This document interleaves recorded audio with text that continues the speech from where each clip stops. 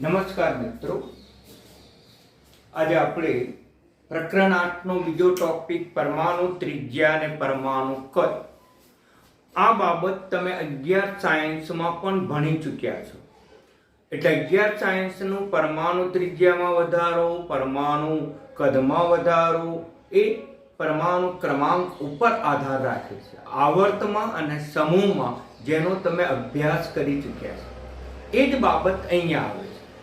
સંક્રાંતિ શ્રેણી એ હંમેશા આવર્તમાં ગોઠવાયેલા તત્વો છે, એટલે માત્ર આવર્તની જ આપણે ચર્ચા કરવી પડે. સંક્રાંતિ શ્રેણી એક પ્રકારની આવર્તમાં ગોઠવાતા તત્વોની ગોઠવણી છે. 11 સાયન્સમાં પણ શીખી ગયા છો કે આવર્તમાં પરમાણુ ક્રમાંક વધે તેમ પરમાણુ ત્રિજ્યા કે પરમાણુ કદમાં ઘટાડો જોવા મળે છે. એ જ બાબત આપણને સંક્રાંતિ શ્રેણીમાં પણ જોવા મળે, કારણ કે આવર્તમાં પરમાણુ ક્રમાંક વધતા, એટલે કે ડાબી બાજુથી જમણી બાજુ તરફ જતા, જો આપણે પ્રથમ આવર્તની અથવા તો પ્રથમ શ્રેણીની ચર્ચા કરીએ તો પ્રથમ શ્રેણીમાં સ્કેડિયમથી ઝીંક તરફ જતા એમ પણ કહી શકાય. પ્રથમ સંક્રાંતિ શ્રેણી એ સ્કેડિયમથી ઝીંક સુધીના તત્વોની બનેલી છે. એટલે આમ તમે પ્રથમ શ્રેણીમાં પરમાણુ ક્રમાંક વધે તો ક્રમશઃ ધન વીજભારમાં પણ વધારો થાય. સ્કેડિયમનો પરમાણુ ક્રમાંક 21, ધન વીજભાર 21, જ્યારે ઝીંકનો પરમાણુ ક્રમાંક 30, ધન વીજભાર 30, પ્રોટોનની સંખ્યા 30. આમ કેન્દ્રીય ધન વીજભાર પ્રોટોનમાં ક્રમશઃ વધારો થાય છે.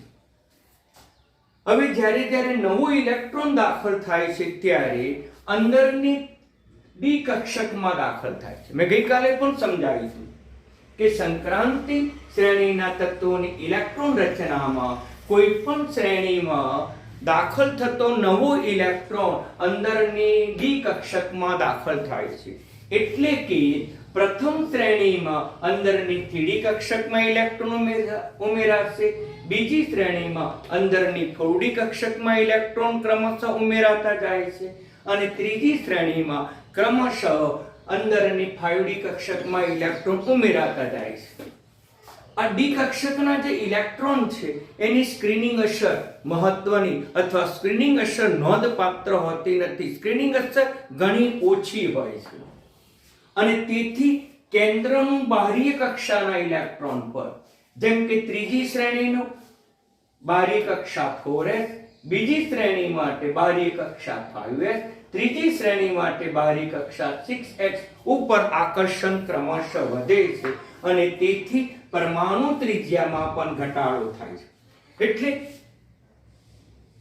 ઓછી અસરકારક ડી કક્ષકના ઇલેક્ટ્રોનની સ્ક્રીનિંગ અસરને પરિણામે કેન્દ્રનું બાહ્ય કક્ષાના ns કક્ષાના ઇલેક્ટ્રોન પર આકર્ષણ વધી જાય છે, તેથી પરમાણુ ત્રિજ્યામાં પણ ઘટાડો થાય છે.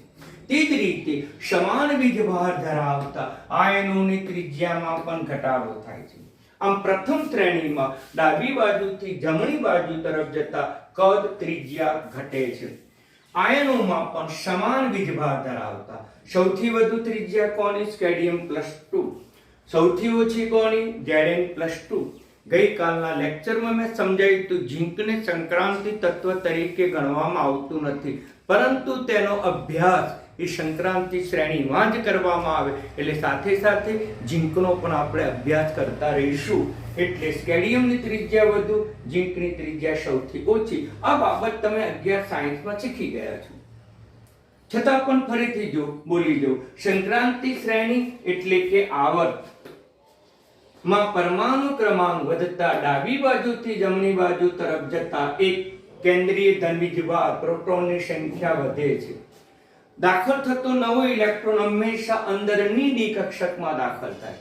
આ ડી કક્ષકના ઇલેક્ટ્રોનની સ્ક્રીનિંગ અસર કે પડદા અસર નોંધપાત્ર હોતી નથી, એટલે એ ઇલેક્ટ્રોન કોઈ જ અસર કરતા નથી. માટે કેન્દ્રનું બાહ્ય કક્ષાના NS કક્ષકના ઇલેક્ટ્રોન ઉપર આકર્ષણ બળ વધી જાય છે, તેથી પરમાણુ ત્રિજ્યા ક્રમશઃ ઘટે છે અને સમાન વીજભાર ધરાવતા આયનની ત્રિજ્યા પણ ક્રમશઃ ઘટે છે.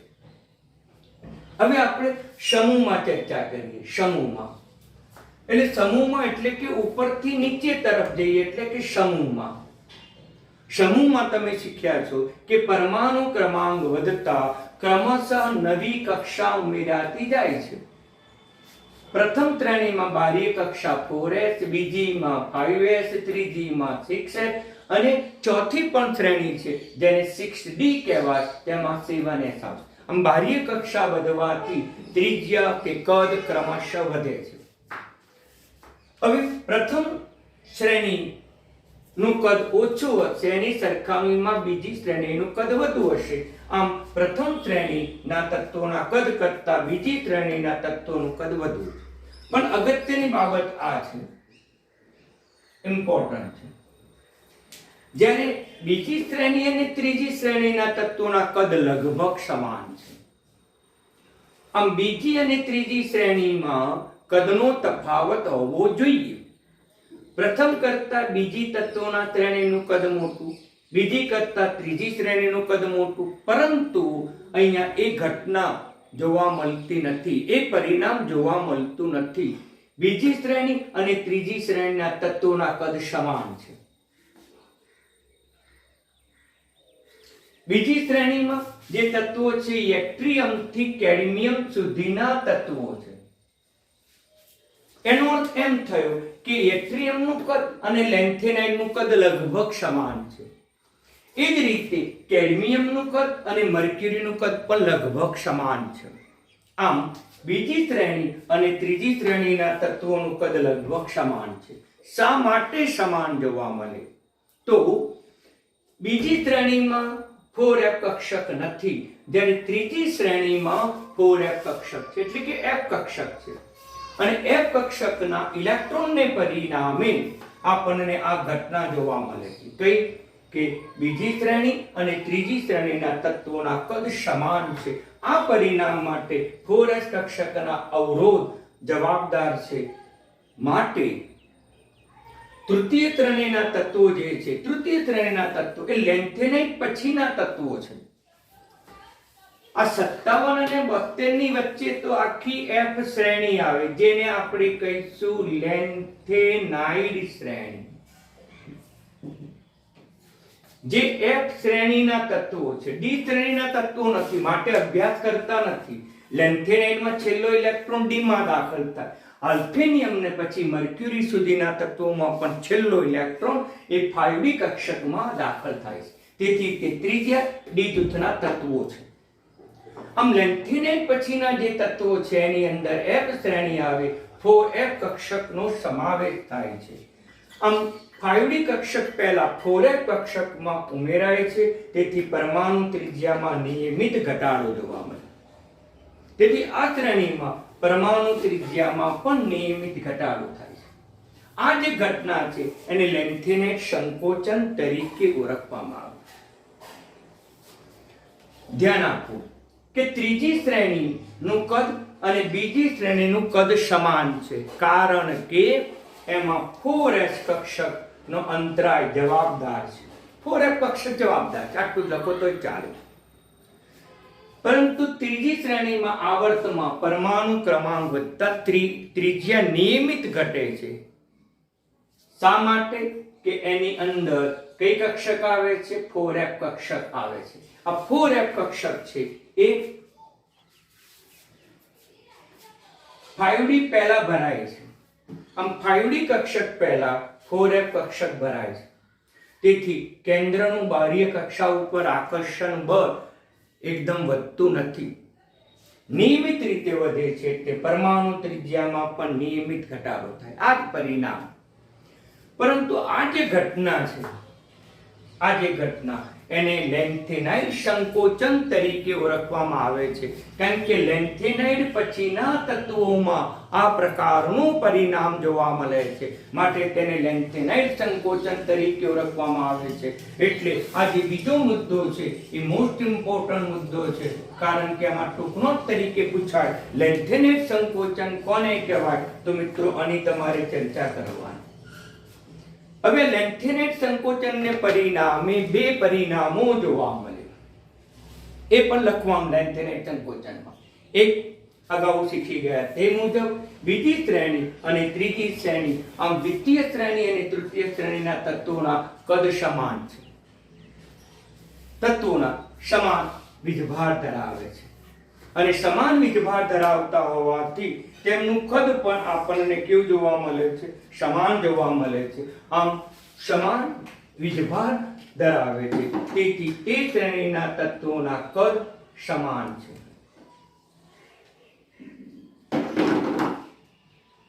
સમાન કદ ધરાવે છે.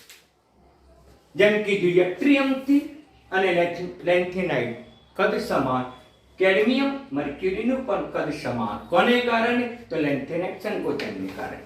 આ ઉપરાંત લેન્થેનાઇડ સંકોચનને પરિણામે તેઓના ભૌતિક અને રાસાયણિક ગુણધર્મોમાં પણ સમાનતા જોવા મળે છે. આમ લેન્થેનાઇડ સંકોચનને પરિણામે બે પરિણામ જોવા મળે. આ બંને શ્રેણીના તત્વોના કદ સમાન અને બંને શ્રેણીના તત્વોના રાસાયણિક ભૌતિક ગુણધર્મો પણ આપણને સમાન જોવા મળે છે મિત્રો. પરંતુ આપણે સવિશેષ અભ્યાસ તો પ્રથમ સંક્રાંતિ શ્રેણી માટે જ કરવાનો છે. તો આ બાબત તમે 11 સાયન્સમાં પણ શીખેલા છો, જે મેં પુનરાવર્તન કર્યું. પરંતુ આમાં લેન્થેનાઇડ સંકોચન પ્રશ્ન ઇમ્પોર્ટન્ટ છે, તૈયાર કરજો મિત્રો.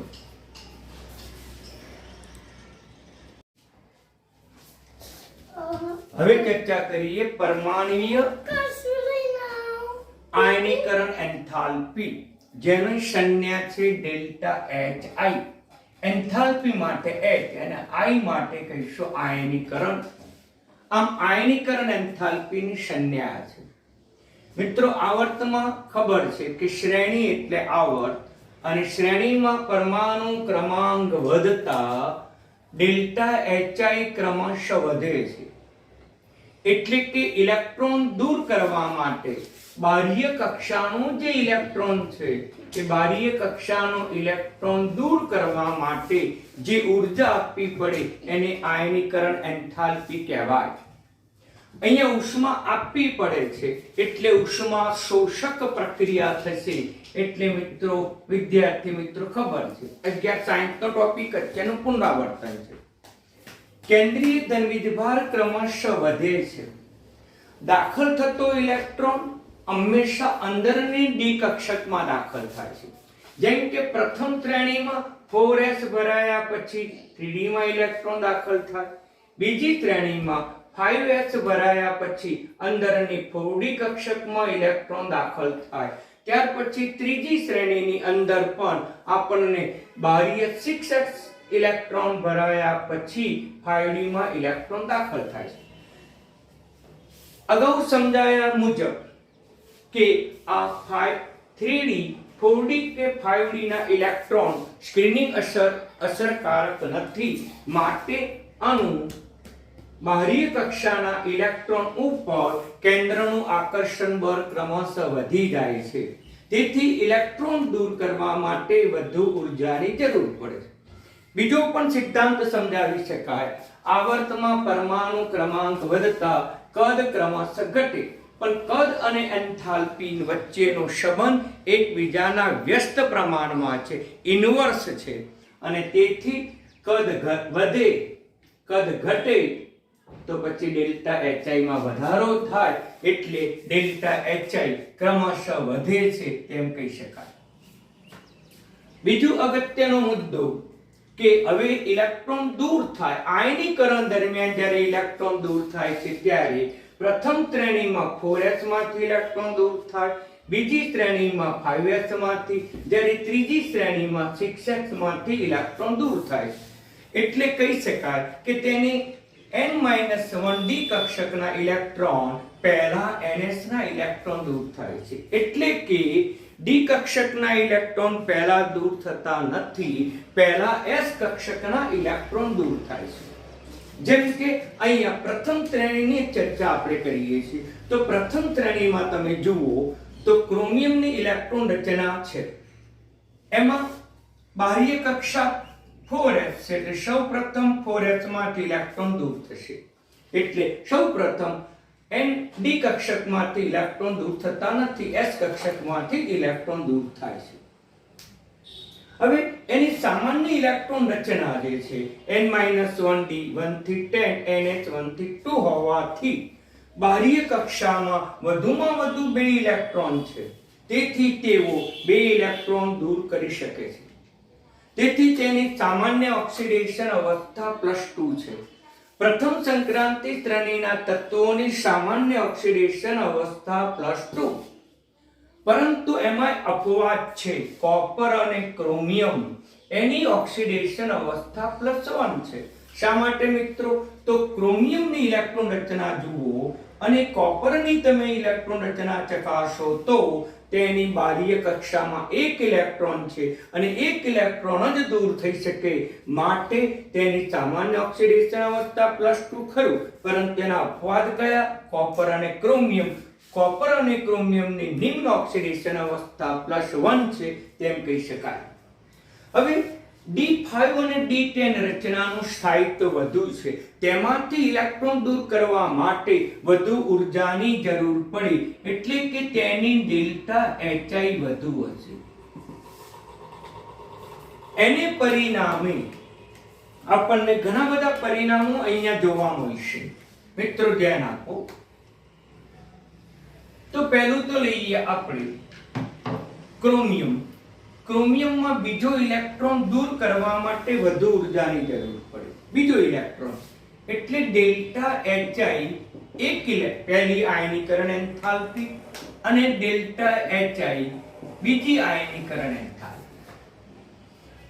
પહેલો ઇલેક્ટ્રોન દૂર કરો +1 બનશે અને +1 બને ત્યારે 3d5 બને છે અને આનું સ્થાયિત્વ ઘણું વધારે હોવાથી આ ક્રોમિયમ માટે કહી શકાય કે પ્રથમ આયનીકરણ કરતા એની દ્વિતીય આયનીકરણ ઉષ્મા ઘણી જ વધારે છે. એ જ રીતે આપણે કોપર માટે પણ કહી શકીએ.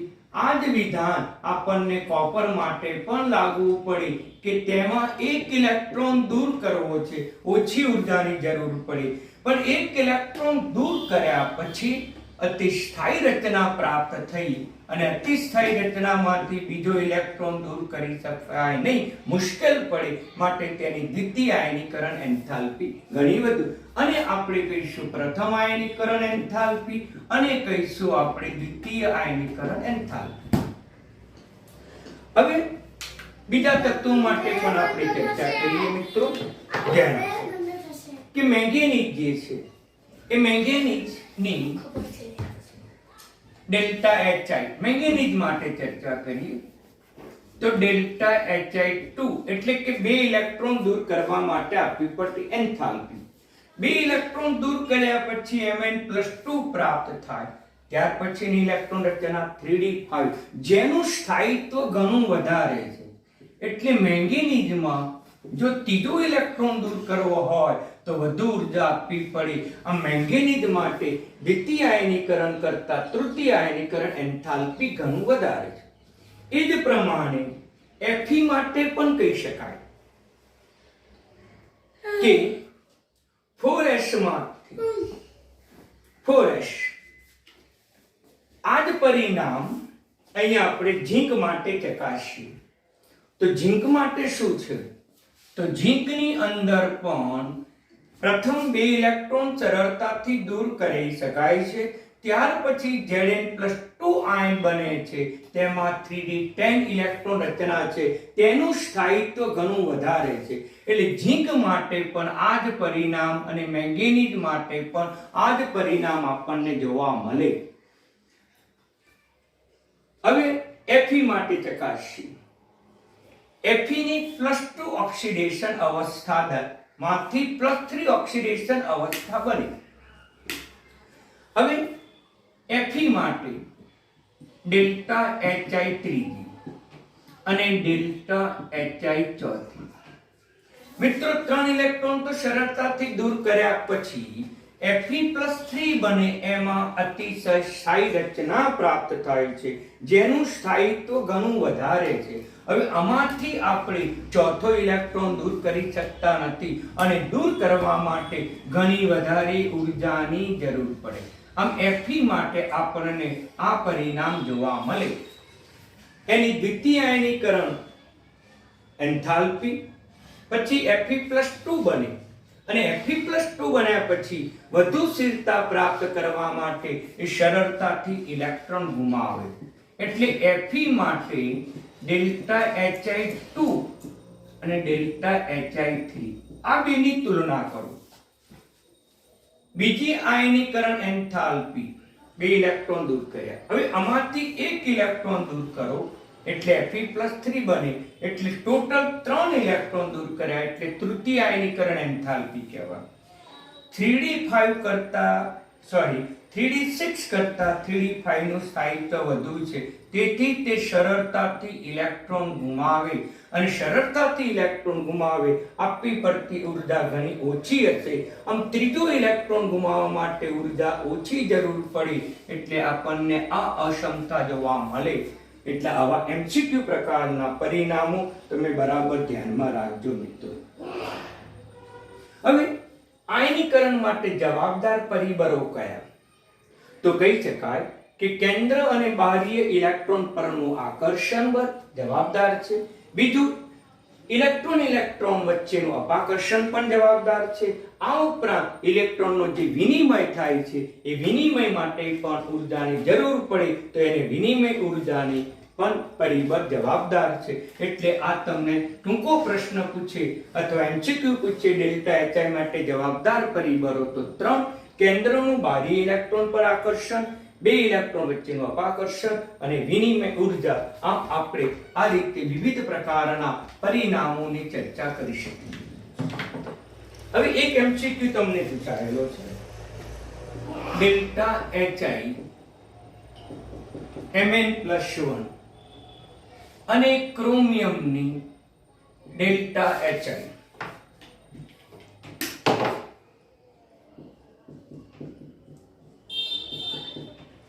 આનો અર્થ એમ થાય કે ડેલ્ટા HI એક ઇલેક્ટ્રોન દૂર કર્યો એટલે પ્રથમ આયનીકરણ એન્થાલ્પી. અહીંયા પણ એક ઇલેક્ટ્રોન દૂર કરવાથી Cu+1 બન્યો એટલે આની પણ પ્રથમ આયનીકરણ એન્થાલ્પી કહી શકાય.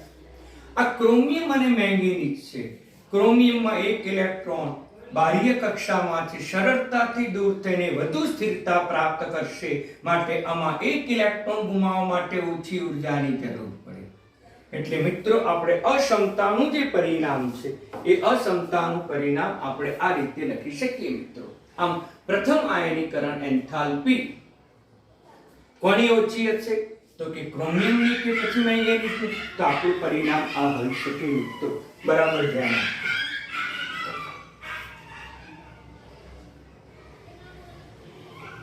એ જ રીતે આપણે બીજું પરિણામ લઈએ.